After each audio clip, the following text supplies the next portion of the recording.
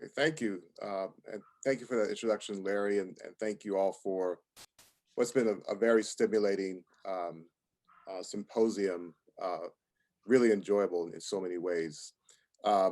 Before I start reading my paper, I have to, add a few disclaimers, one of which is I'm very much an amateur at PowerPoint, so there is no PowerPoint. And therefore you're just going to have to watch me read for the scope of my paper. Please try to endure. Second, there's very little humor in my paper, and so at some point I expect to be escorted bodily out of this symposium for going against its purpose. However, one thing I do hope is that you'll see that it does overlap with some of the ideas and certainly I think of the general theme of the symposium in some ways, even if you're not going to get a whole lot of humor and satire or discussions thereof out of it. And finally, most of the paper, despite the fact that it's supposed to focus on works after World War II, actually I quote a lot of works that are from the 19th century. So all kinds of lies and scurrilous scandals are wrapped up into what seems to be an innocuous academic paper, but you can excoriate me when it's all done. So with that said, here we go. In the introduction to her landmark study, The Apocalypse in African-American Fiction, which was published in 1996, Maxine L.Montgomery contrasts the American exceptionalism that has defined the United States since World War II with the apocalyptic vision that has remained a trope in African-American rhetoric and literature for over 200 years. This trope intentionally undermines the idealism and supposed consensus that defined the post-war years, as African-American writers engage in prophecies warning of the nation's destruction from within and without. In more recent years, Afro-pessimism, as exemplified in the writings of Ta-Nehisi Coates, James Baldwin, has developed to counter the narrative of racial progress that has defined mainstream American discourse. Rather than posit idealism, African-American apocalyptic and pessimistic voices reiterate that until Americans reconcile with a past filled with slavery, genocide, peonage, Jim Crow, de facto segregation, police violence, and a massive prison industrial complex, the dominant progressive vision cannot obtain. Similarly, in Is God a White Racist, which was published in 1973 and reprinted in 1998, liberation theologist William Jones answers his book's provocative title by arguing that African Americans are among the few groups in American history that have not had an epiphanic moment, which is to say the moment when they would come into the blessings of knowledge and agency that would allow them to speak for the nation, to represent its ideals in fact, not just in theory. Various immigrant groups from Europe have had this moment, able to become part of the American cultural, political, and religious mainstream, while African Americans remain on the margins. Moreover, if it is true, as Christian ministers have claimed since the 18th century, that slavery is God's will, then that means God is responsible for African Americans' enslavement and must be a white racist, approving not only slavery, but also American genocide and imperialism, from the decimation of Native American peoples, the Treaty of Guadalupe Hidalgo, and Manifest Destiny. In his study, Jones illustrates a basic tenet long held by different kinds of Black nationalists. Not only are African Americans an imperium and imperio, a nation within a nation, but under these definitions and arguments, they are not American if being American means that you may take the freedoms of American citizenship for granted as your God-given right. God cannot grant, would not grant that right if he were a white racist. One has to reject this notion of God to be liberated. That is the epiphanic moment yet to be realized, to be assured of one's Americanness rather than the two-ness that W.E.B. Du Bois writes of in The Souls of Black Folk, the sense of Black and American identities at war with one another. It is, moreover, to be unified with a non-racist, omnibenevolent God. It would mean that the imperialist impulse in American life would no longer apply to African Americans, that their minds, bodies, and lives would no longer be captive to be a part of a captive nation under the capricious protection of a modern empire that hadn't yet achieved modernity. Liberation theology via Jones states that neither war within the Black soul nor within the greater nation has ended. because the American nation has no place in its religious and cultural history to allow for that end. Black nationalists and Afro-pessimists believe that the war will never end, as the nation has invested too much capital, economic, ideological, and cultural, in that war of conquest to bring it to a conclusion. It is a sunken cost. That is truly the longest running war in American history, not Afghanistan. And like its more obviously corporeal sibling, there is no end in sight for this war, as imperialism has too much invested in it. For this reason, David Walker argues in his appeal, in David Walker's appeal, after outlining how, quote, the colored citizens of the world, unquote, are the wretched of the earth, that all the schemes of slavery go to this purpose, including the American Colonization Society, whose true purpose is to send all the free and educated Blacks to Liberia to ensure that slaveholders would no longer be bothered by them, and those enslaved would remain so. In other words, a second Haitian revolution would not take place, thus ensuring American security and the perpetual colonization of Black bodies.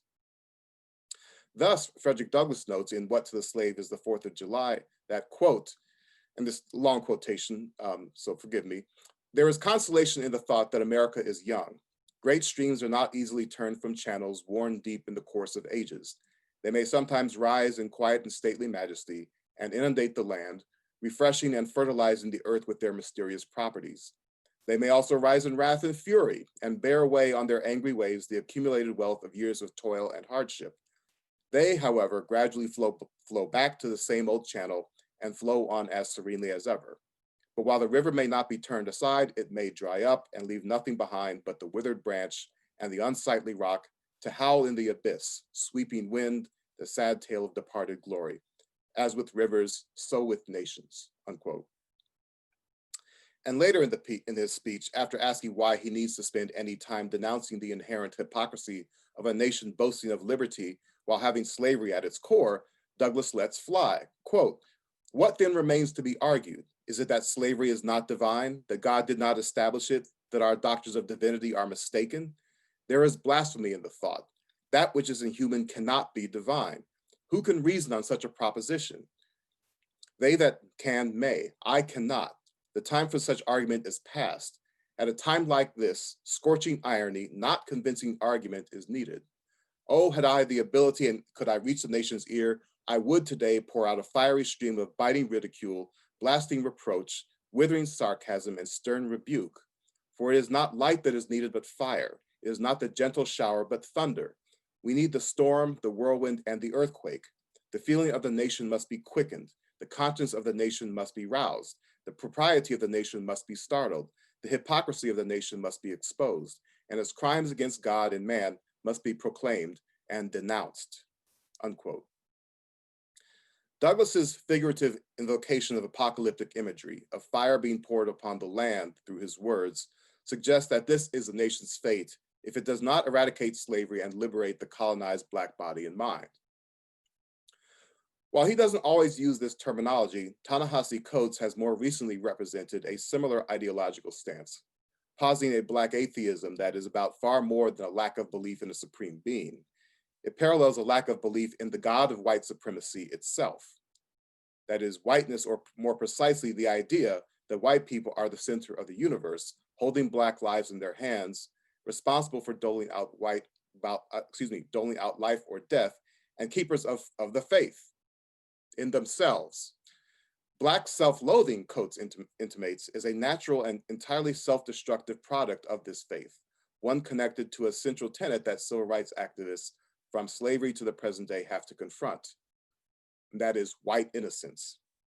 White innocence holds that progress in American race relations can take place only so long as whites are not collectively held responsible, read guilty, for America's racist past and present. Whether one considers him or herself liberal or progressive or conservative, one's innocence must be held sacred, and so must others defined as innocent, usually, again, whites as a whole. Thus, Coates recounts in his essay, Fear of a Black President, that the possibilities President Barack Obama represented were always overdetermined and overshadowed by white innocence, if not blatant, naked, vulgar racism.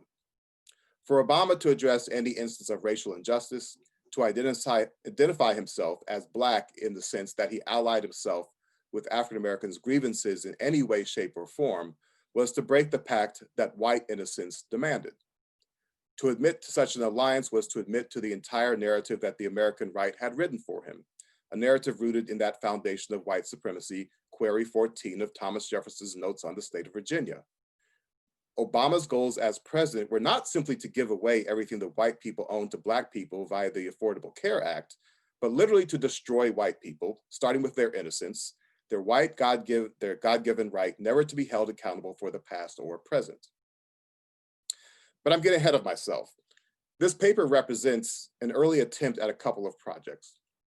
The first is a longer paper on apocalyptic visions that attempts to update Maxine Montgomery's work a quarter century later by using it as a template to focus on select essays by Baldwin, Coates, Toni Morrison, June Jordan, Charles W. Mills, and Percival Everett, Ralph Ellison's Invisible Man, Paul Beatty's Man Booker Prize-winning The Sellout, Toni Morrison's Beloved, Everett's Erasure, the satirical films Bamboozled, and CSA, directed by Kevin Wilmot, which came out in 2004, and the lyrics of Kendrick Lamar and Public Enemy, all in the absolutely impossible space of possibly another 20-minute presentation.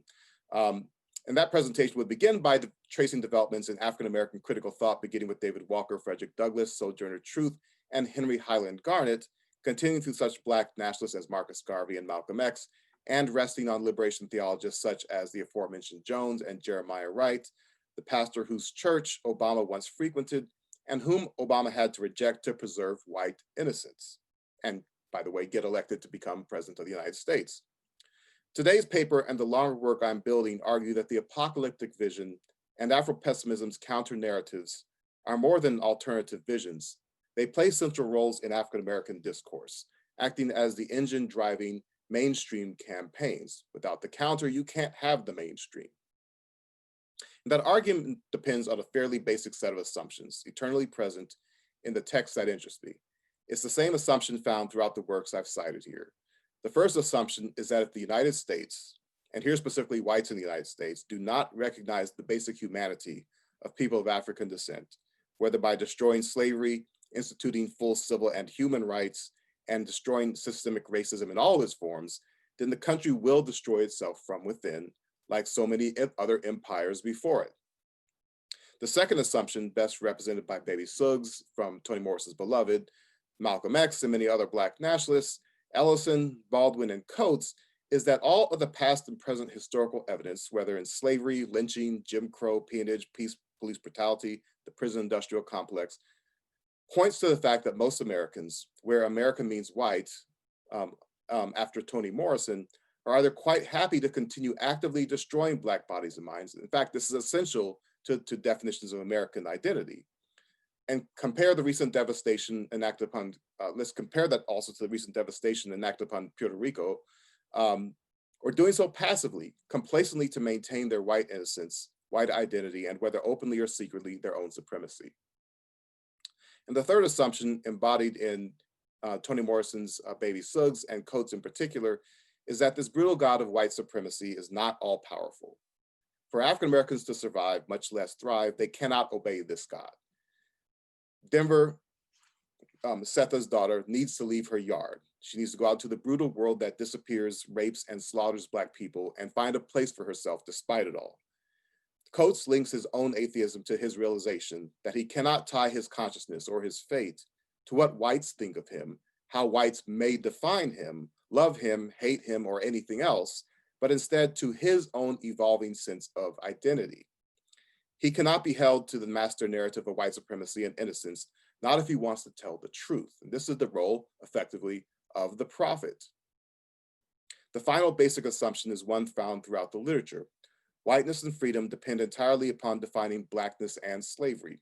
Without Black or brown lives and their abjectness, whiteness in the United States means nothing.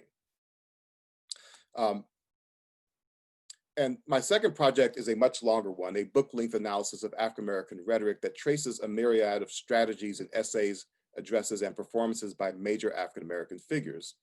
This paper would be the part of the introductory or methodological chapter of that project, a way to set the stage for the diverse texts to follow, not to define them completely, but to link them. Since the Atlantic slave trade and chattel slavery of the Americas, people of the African diaspora have lived not only with imperialistic exploitation, but with the very real possibility of apocalyptic destruction, of obliteration, of genocide. Forestalling that destiny has not only inspired movements in public policy, but fully informed Black intellectual traditions. And the works that I hope to study remind us that an unreconciled past evokes a whirlwind, and without reconciliation, without Black people in particular taking full account of their past, a more placid wind beneath hopes of Black opportunity cannot exist. Thank you.